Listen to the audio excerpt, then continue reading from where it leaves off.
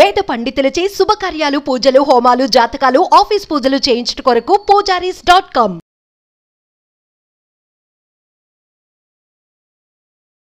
నమస్తే, welcome to Suman TV. నేను మీ యామ్ని. ప్రస్తుతం మనతో ఉన్నారు ప్రముఖ జ్యోతిష్య వాస్తు పండితులు, జ్యోతిష్య శిక్షణ నిపుణులు, లలితాదేవి అమ్మవారి ఉపాసకులు బ్రహ్మశ్రీ నానాజీ పట్నాయక్ గారు ఉన్నారు. మరి గురుగారితో మాట్లాడి 12 రాశుల వారికి సంబంధించి కుజ శుక్ర కేతు కలయిక వల్ల ఏ విధంగా ఉంటుంది, ఈ విషయాల గురించి అడిగి తెలుసుకుందాం. నమస్కారం గురుగారు. శ్రీమాత్రే నమః. గురుగారు, ఇప్పుడు కుజుడు శుక్రుడు కేతువు కలయిక వల్ల కర్కాటక రాశి వారికి ఏ విధంగా ఉంటుంది? అంటే కుజుడు శుక్రుడు కేతువు అంటే కలిసి ఉండడం కాదు. శుక్ర కేతువులు కన్యారాశిలో ఉండగా కుజుడు మిథునం నుంచి చూస్తున్నాడు. అంటే ఇది ఒక కలయికగానే తీసుకుంటాం, ఎందుకంటే ఒకే బుధ రాశుల్లో ఉన్నాయి ఇవి. కుజుడికి వీక్షణ అనేటువంటిది ఉంటుంది, 4th ఆస్పెక్ట్ తో చూస్తుంది. ఎందుకంటే ల్యాండ్ కారకుడు కాబట్టి, ల్యాండ్ 4 కాబట్టి 4th ఆస్పెక్ట్ తో చూస్తుంది. దీనివల్ల ఏంటంటే ఒకటి కర్కాటకం వారికి ఒక ఎఫెక్ట్ ఉంటుంది దేశవ్యాప్తంగా.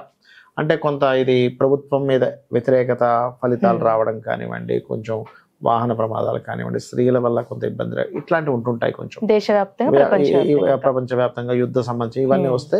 ఇక్కడ కర్కాటకం వారు మాత్రం స్పెసిఫిక్ గా తీసుకోవాల్సిన జాగ్రత్త ఏమిటంటే కొన్ని గాసిప్స్ నమ్మి కొన్ని నిర్ణయాలు తీసుకుంటాం మనం. అంటే అది నిజమా అబద్ధమా అనేటువంటిది ఆలోచించకుండా సడన్ గా నిర్ణయం తీసుకుంటాం. ఇటువంటివి చేయకూడదు అనేటువంటి చాలా స్పష్టంగా చూపిస్తుంది ఇక్కడ. అలాగే మరొకటి ఏంటంటే ఒక్కోసారి చూడండి, మనం ఏదైనా ఒక ప్రాపర్టీ తొందరపడి తక్కువగా అమ్మేస్తాం. అంటే ఏమవుతుంది, ఏదో పుకారు విని ఇక్కడ ఏదో రేట్లు తగ్గిపోతున్నాయట, లేకపోతే ఇక్కడ ఏదో రోడ్డు వస్తుందట, ఇక్కడ ఏదో 3R వస్తుందట అని కొంతమంది ఏవో చెప్తూ ఉంటే, అమ్మో నిజమా అయితే మనం ఈ పొలం మళ్ళీ దానిలోకి పోతే అసలు ఉన్న రేటు కూడా రాదు, ఏదో రేటుకి అమ్మేద్దాం, తెలుసు అసలు అక్కడ ఆ రోడ్డే రాదు.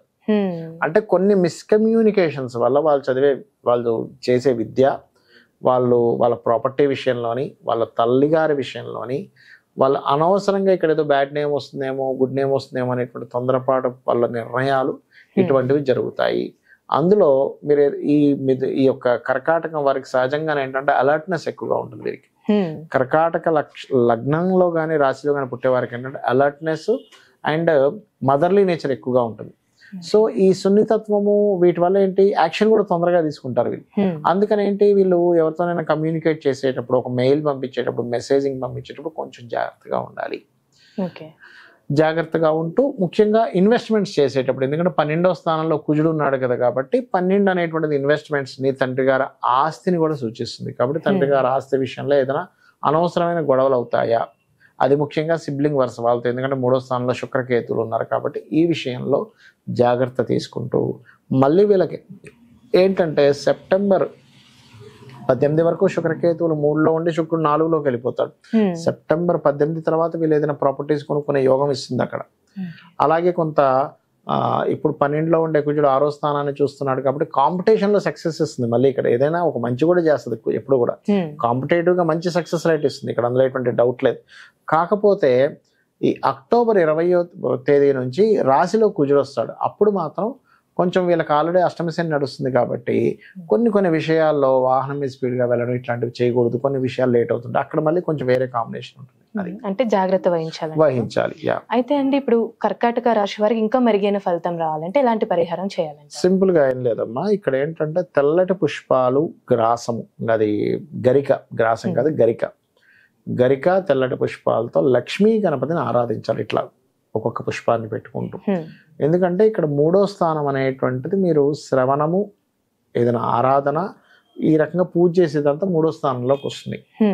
ఆ రకంగా చేయడము, అదేవిధంగా శివుడికి భస్మతో కలిపినటువంటి నీటితో అభిషేకం చేయడము, ఇవి ప్రధానంగా చేయాలి, గుర్తుపెట్టుకోండి. ఇవి ఎంత చేస్తే మీకు అంత బాగుంటుంది.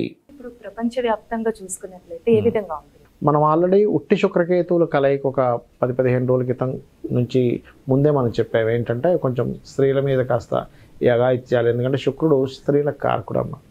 ఈ కేతువుతో కలిసినప్పుడు, కుజుడు దృష్టి ఉన్నప్పుడు ఇట్లాంటివి జరుగుతాయని చెప్పి మనం ఆల్రెడీ ప్రిడిక్ట్ చేసాం. అదే రకంగా మనకు కనబడుతుంది కూడా. మొన్న ఏదో సంథింగ్ ఈ పార్టీ వాళ్ళు ఏదో చేశారు, ఒక హీరోయిన్ విషయంలో కూడా మనకి జరుగుతుంది. అంటే ఏమిటంటే దీని ప్రభావం ఇంకో 18 రోజుల వరకు దీని ప్రభావం ఉంటుంది. అదేవిధంగా ఈ కుజుడు ఇప్పుడు ఈ మిథునంలో ఉండడం కాకుండా నెక్స్ట్ సెప్టెంబర్ 20కి కర్కాటకంలో కూడా వెళ్తాడు. అప్పుడు ఆ కుజుడు శుక్రుడి సంబంధం కాకుండా అక్కడ శని సంబంధం కూడా పెట్టుకుంటాడు. అందుకని అదొక 4-5 నెలల ప్రభావం ఉంటుంది. అంటే దీని ప్రభావం ఇప్పుడు ఓన్లీ శుక్రకుజ కేతువే కాకుండా ఇంకొక 5 to 6 months వరకు ఈ దేశవ్యాప్తంగా ఇప్పుడు ఆల్రెడీ కొన్ని యుద్ధాలు కూడా జరుగుతున్నాయి సరే, దాని ప్రభావం పెరుగుతూ ఉంటుంది. పెరగడము లేనట్లయితే కొన్ని అంటే ప్రభుత్వం కొన్ని డ్రాస్టిక్ నిర్ణయాలు తీసుకోవడం ద్వారా దాని యొక్క ప్రభావం పడడం ఇట్లాంటివన్నీ కూడా ఉంటాయి. అంటే ప్రభుత్వం మీద వ్యతిరేకతనిచ్చేటువంటి గ్రహస్థితి నడుస్తుంది ప్రజెంట్ ఇప్పుడు. అందుకని ఏమవుద్ది, స్లోగా ప్రభుత్వం మీద వ్యతిరేకత ప్రారంభమవుతుంది. ఫస్ట్ ఏమో పాజిటివ్గా ఉంటుంది, దాని తర్వాత వ్యతిరేకత ప్రారంభమవుతుంది. అంటే మల్టిపుల్గా జరుగుతూ ఉంటాయి. ఒకవైపు వ్యతిరేకించే వారు ఎక్కువ మంది, ఒకవైపు ప్రభుత్వాన్ని సమర్థించే వాళ్ళు ఎక్కువ మంది. ఎలా ఉంటుందంటే ఇప్పుడు ఇవాళ రేపు మీరు చూడండి, ఏదో ఒక ఇష్యూస్ నడుస్తూ సమర్థించే వాళ్ళు వ్యతిరేకించే వాళ్ళు పెరుగుతూ వస్తున్నారు ప్రతి విషయాన్ని, ఇష్యూని. ఆ రకంగా ఏమవుతుందంటే ప్రభుత్వ సంబంధించినటువంటి విషయాల్లో, ఎందుకంటే ఇక్కడ రవి కూడా మనకి శుక్రకేతువుల మీదకి ప్రయాణం చేయనున్నాడు ఆయన. అందుకని ఏమవుతుంది, కొన్ని విభజనలు అంటే ఇప్పుడు ఆల్రెడీ ఒక ప్రభుత్వం నడుస్తుంది, ఆల్రెడీ ఓడిపోయిన ప్రభుత్వం దీన్ని అవకాశంగా తీసుకొని ఇంకేదైనా మనం దీన్ని ప్రణాళిక చేయొచ్చా, మనం ఇంకేదైనా దీన్ని అడ్వాంటేజ్గా తీసుకుని మనం ఏదైనా చేయొచ్చా అనేటువంటిది ఉంది. కాబట్టి ఈ రవి కేతు మీదుగా సంచారం జరుగుతుంది కాబట్టి నెక్స్ట్ కాస్త ప్రభుత్వాలు కూడా జాగ్రత్తగా ప్రభావం ఉంటుంది. అయ్యో పొలిటికల్ మీద జరిగేటువంటి గొడవల వల్ల పొలిటికల్ మీద ప్రభావం వచ్చే ఛాన్సెస్ ఉంది రాబోయే ఇక్కడ నుంచి ఒక 5 to 6 months వరకు అనేటువంటిది బలంగా చూపిస్తుంది. ఎందుకంటే ఈ కుజుడు ఇప్పుడంటే శత్రుక్షేత్రంలో ఉన్నాడు మిథునంలో, కానీ తర్వాత నీచస్థానంలోకి వెళ్తాడు. నీచస్థానంలోకి ఎప్పుడైతే వెళ్ళి తను శనిని వీక్షిస్తాడో, అష్టమంలో ఉండే శనిని, అక్కడి నుంచి అష్టమంలో ఉండే శనిని వీక్షిస్తాడో, శని కుజులు ఎప్పుడైతే వీక్షణ జరుగుతుందో ఏమవుతుందంటే ఈ ఫలితాలు ఇస్తుంది. అలాగే కొంత వాహన ప్రమాదాలు, శుక్రుడు వాహనాలకు కారకుడు. ఈ 18 రోజులు దాదాపుగా మనకి September 18th వరకు కొంచెం వాహనాల విషయంలో, అది ట్రైన్లు కావచ్చు, బస్సులు కావచ్చు, కొంచెం ప్రయాణాలు చేసేటప్పుడు కొంత జాగ్రత్తగా ఉండాలి. సడన్గా ఉన్నటువంటి ఏదైనా ఒక రాజులు ప్రయాణించేదంటే ఇప్పుడు సీఎంలు పిఎంలు ఉన్నారు, వాళ్ళు ప్రయాణించేటువంటి వాహనాలు కూడా కొన్ని చెడిపోవడం సడన్గా ఇట్లాంటివి జరుగుతూ ఉంటాయి.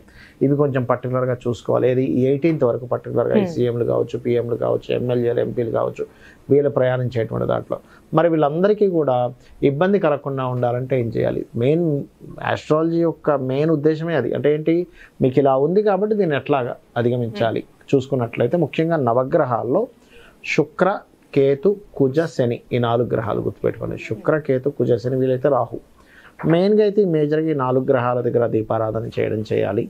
రెండవది ఏంటంటే అమ్మవారి యొక్క ఆరాధన, అందులో ముఖ్యంగా లలిత అమ్మవారి యొక్క ఆరాధన, గణపతి యొక్క స్తోత్ర పఠనము, సుబ్రహ్మణ్యేశ్వర స్వామి ఆరాధన చేయడము.